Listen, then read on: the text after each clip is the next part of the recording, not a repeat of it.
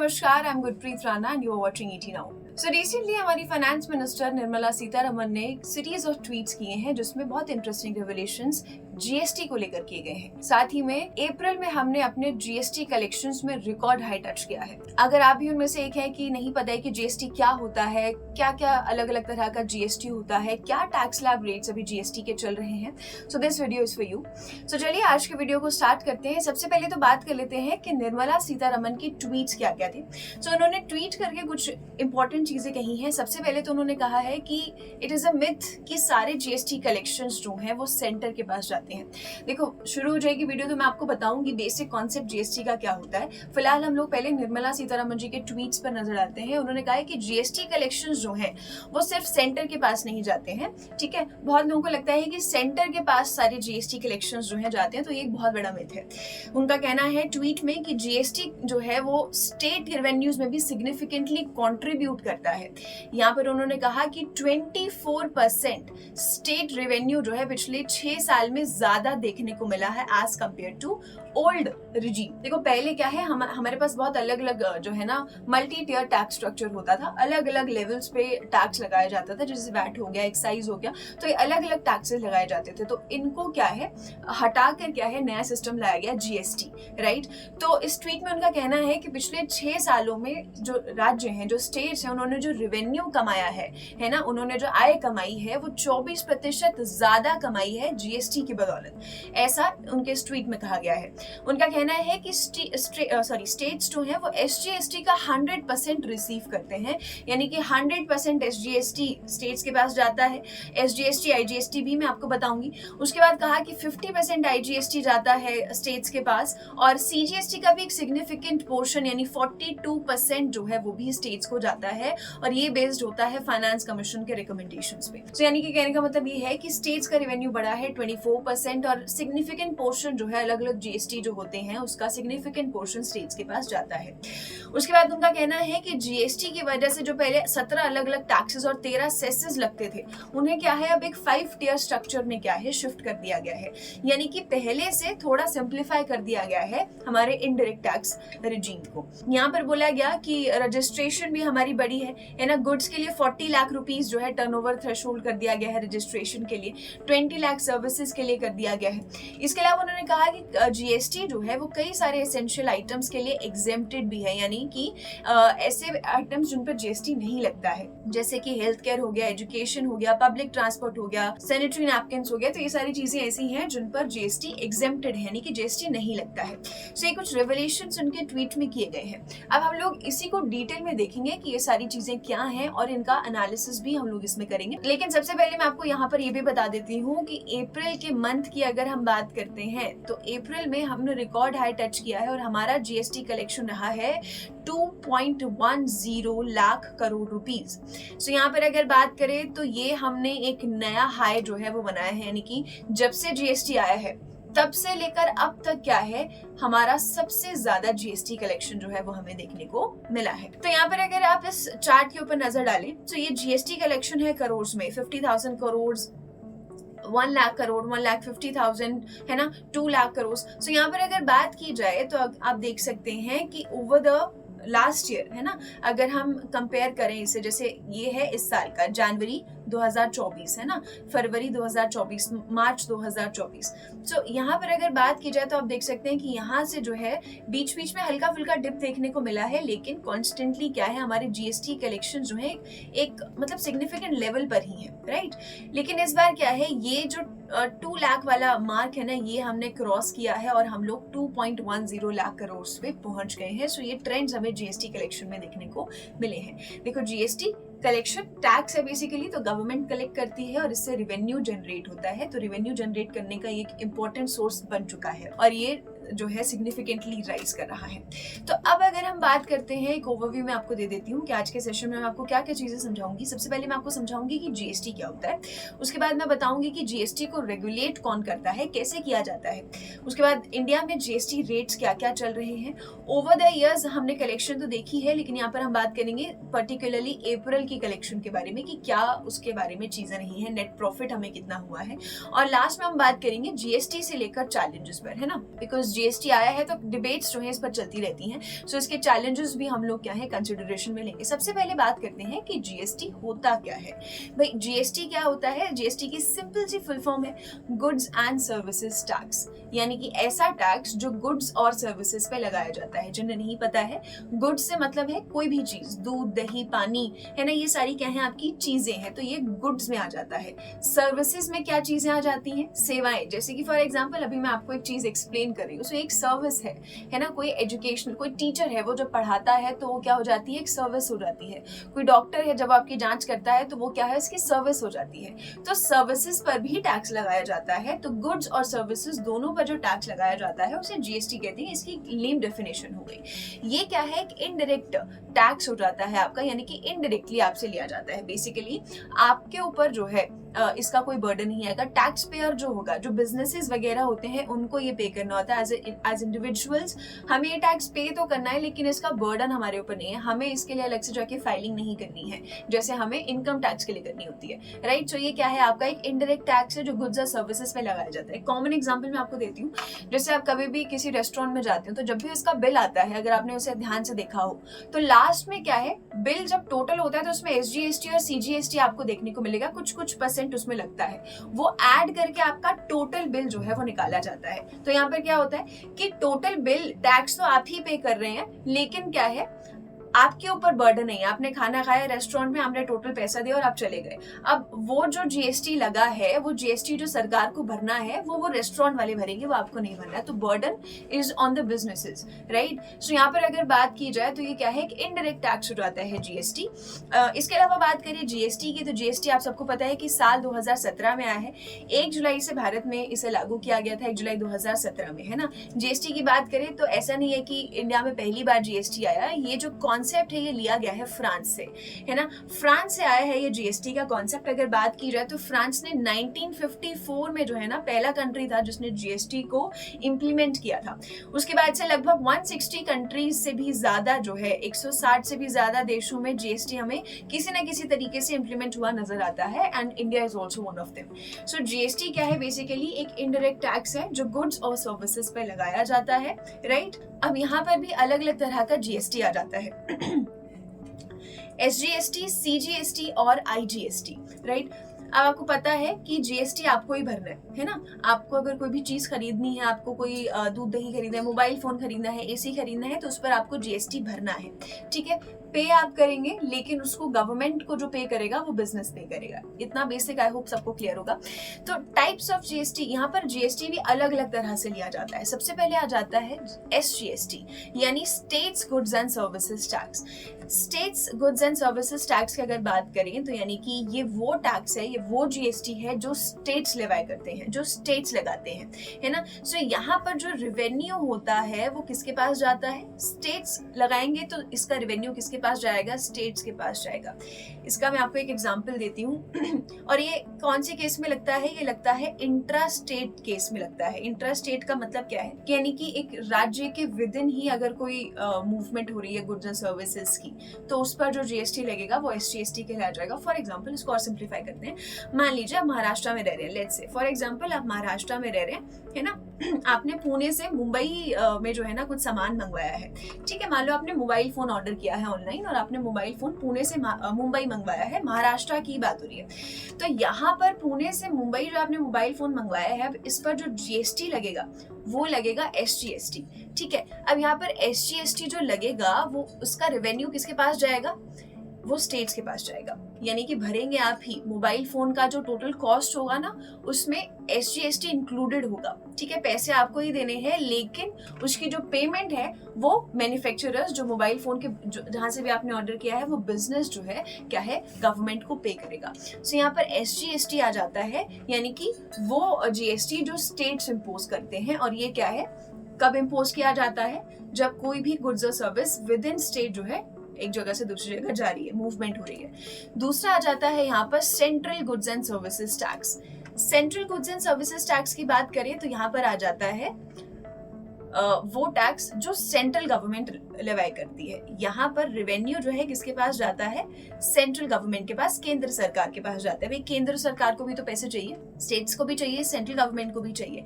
ये भी intra state के केस में लगाया जाता है। अब यहाँ पर इंटरेस्टिंग चीज क्या है, कि अगर आप इंट्रा स्टेट प्रोडक्ट गुड्स और सर्विसेज को जो है अगर मंगवा रहे हैं, ऑर्डर कर रहे हैं, परचेज कर रहे हैं, तो यहाँ पर दोनों टैक्स लगते हैं। SGST भी लगता है और IGST भी लगता है।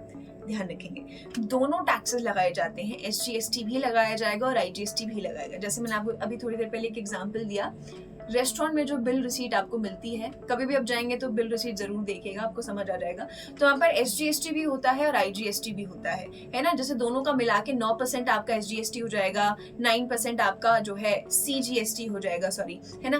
तो टोटल मिला के 18% यानी कि एक तरीके से आपको क्या है, टोटल GST हो जाता है। तो जब आप गुड्स और सर्विसेज को मंगवाते हैं, परचेज कर रहे हैं या बेच रहे हैं, जो भी चीजें हैं, तो उसमें क्या है, दोनों जो है ना GST लगते हैं, स्टेट GST भी और सेंट्रल GST भी। और ये रेवेन्यू क्या है, स्टेट के पास रिस्पेक्टिव GST जाएगा और सेंटर के पास रिस्पेक्टिव GST जाएगा, भरेंगे इंडिविजुअल सी। उसके बाद आ जाता है यहाँ पर IGST, integrated goods and services tax.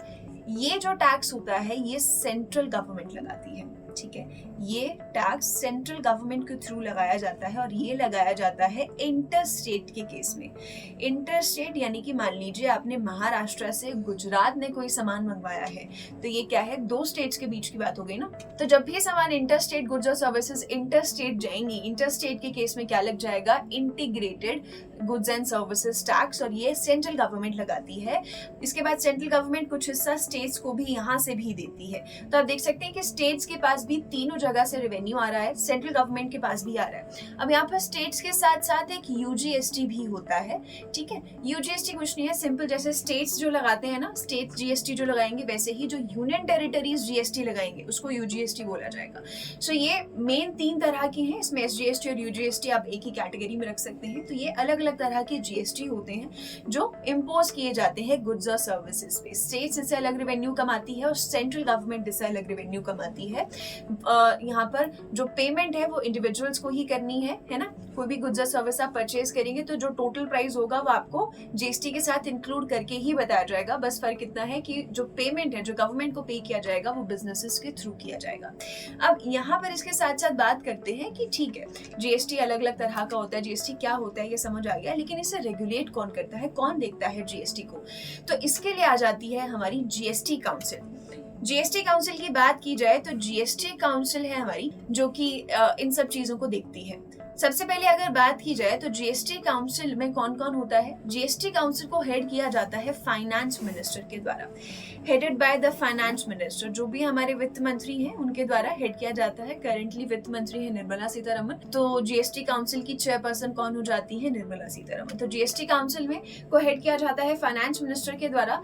Plus इसमें हर स्टेट और यूनियन टेरिटरी के रिप्रेजेंटेटिव्स होते हैं, फाइनेंस मिनिस्टर्स इसमें इंक्लूडेड होते हैं। सो यानी कि GST काउंसिल जो है, ऐसा नहीं है कि सिर्फ सेंटर इसे रेगुलेट करता है या सिर्फ स्टेट इसे रेगुलेट करता है। यहाँ पर सेंटर और स्टेट इस फोरम में दोनों एक साथ आते हैं और दोनों इस काउंसिल में बैठ के डिसीजंस लेते हैं। GST काउंसिल की मीटिंग टाइम टू टाइम होती रहती है। अभी जो नई मीटिंग होने वाली है वो इलेक्शंस के बाद शेड्यूल की जा सकती है GST काउंसिल की। सो यहाँ पर GST काउंसिल में जो सारे स्टेट्स और यूटीज के रिप्रेजेंटेटिव्स आएंगे, फाइनेंस मिनिस्टर्स आएंगे और हमारी यूनियन फाइनेंस मिनिस्टर आएंगी, है ना। ये सब लोग मिलकर क्या है, ये सारी चीजें डिसाइड करते हैं, जैसे कि टैक्स रेट क्या क्या सेट करना है, किस प्रोडक्ट को जो है ना कौन से टैक्स स्लैब में डालना है। GST से रिलेटेड कोई इशू है, ऑनलाइन पोर्टल में कोई इशू आ गया है तो उसको एड्रेस करने के लिए GST काउंसिल हर बार बैठती है।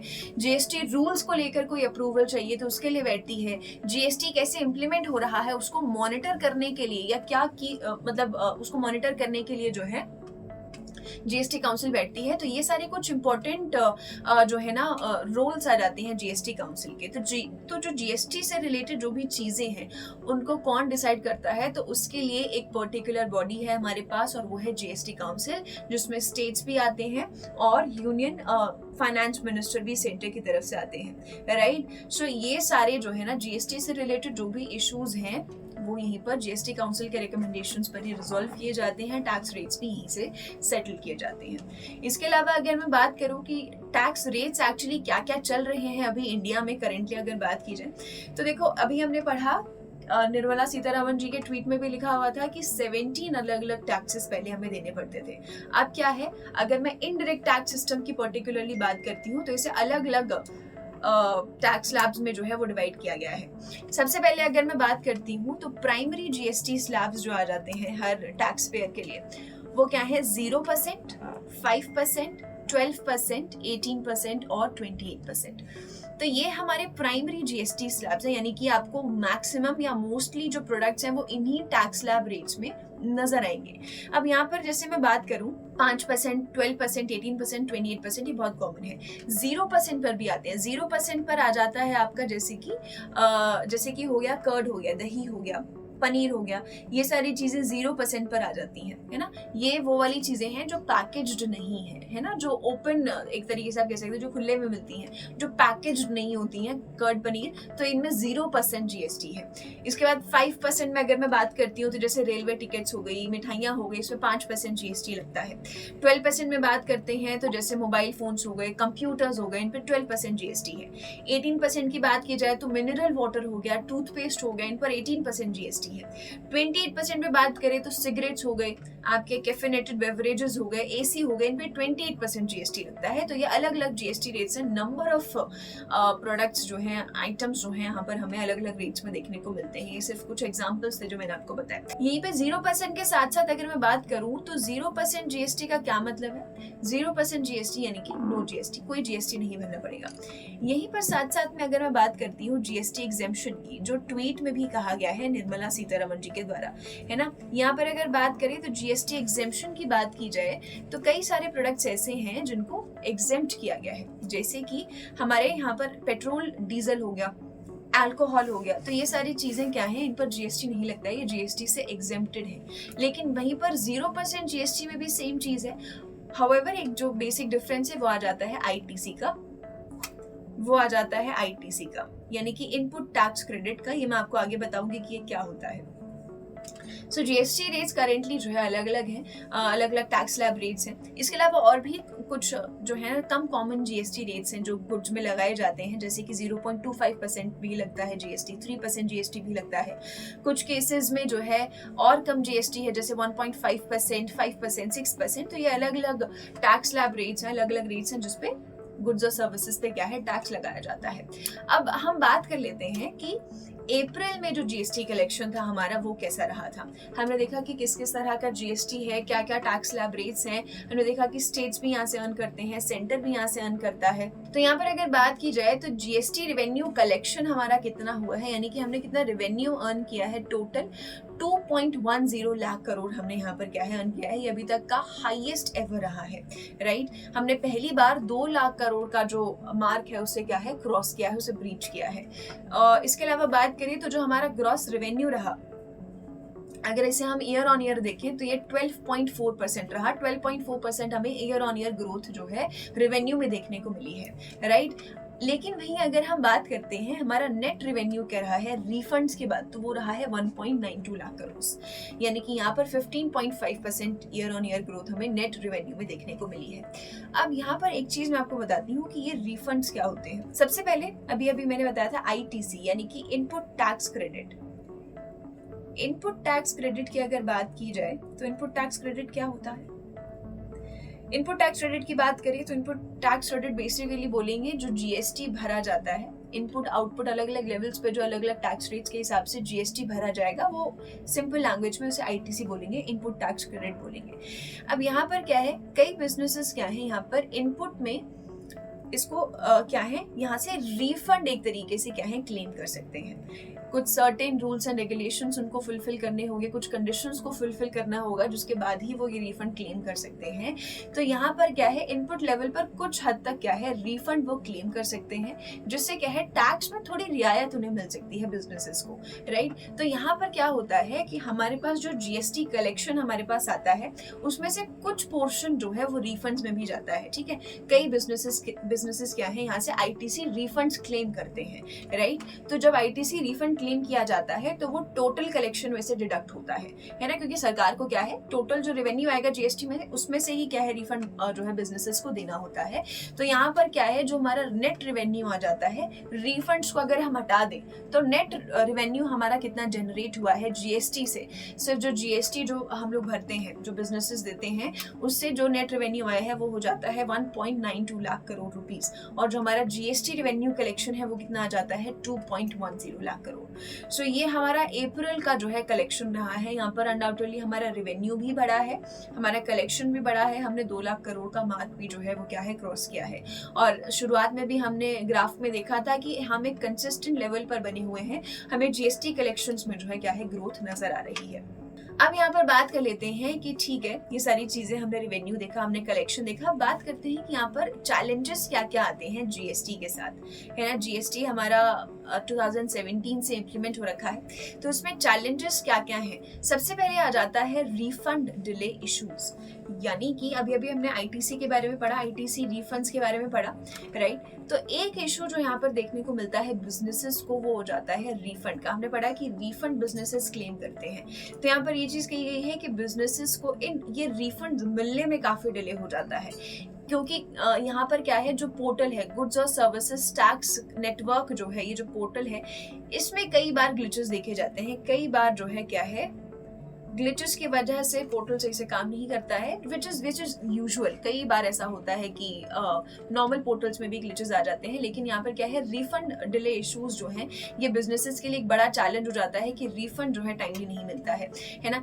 इसके बाद कभी जो है टैक्स अगर फाइल कर रहे हैं तो वो प्रॉपरली फाइल नहीं हो पाता है, बिकॉज यहाँ पर टेक्निकल ग्लिचेस हमें देखने को मिलते हैं। तो ये भी एक इंपॉर्टेंट चैलेंज आ जाता है जो जीएसटी के इम्प्लीमेंटेशन में देखने को मिलता है, बिकॉज इतनी बड़ी पॉपुलेशन, इतने बड़े लेवल पर अगर जीएसटी फाइल होता है, तो ये भी एक इम्पॉर्टेंट कंसर्न हो जाता है कि जो पोर्टल है वो सही से काम करे और जो रिफंड्स हैं वो टाइमली जो है बिजनेसेस को मिल सके। उसके बाद बात करें तो कांस्टेंट अमेंडमेंट्स आ जाते हैं। देखो जीएसटी जब से इम्प्लीमेंट हुआ है साल 2017 से, तो तब से ही क्या है, कई सारे अमेंडमेंट्स हमें देखने को मिलते हैं। जीएसटी लॉ में कई सारे अमेंडमेंट्स हमें देखने को मिले हैं, रूल्स एंड रेगुलेशंस में चेंजेस देखने को मिलते हैं, नए फॉर्म्स आते हैं, पुराने फॉर्म्स को स्क्रैप किया जाता है। इसके अलावा जीएसटी काउंसिल की मीटिंग जो है टाइम टू टाइम होती रहती है, जिसमें नए नए रेट्स आते हैं, प्रोडक्ट्स के रेट्स को कम कर दिया जाता है, बढ़ा दिया जाता है, जिसकी वजह से कंफ्यूजन जो है क्रिएट हो जाती है। तो यहाँ पर गवर्नमेंट का फोकस ये होना चाहिए कि कैसे मासेस तक पहुंचा जा सके, और कैसे ये जो अगर अमेंडमेंट्स हो रहे हैं जीएसटी को लेकर, तो कैसे इन्हें जो है ना मास लेवल तक पहुंचाया जा सके, ताकि कोई भी मिसकंसेप्शन ना हो या कोई भी कंफ्यूजन जो है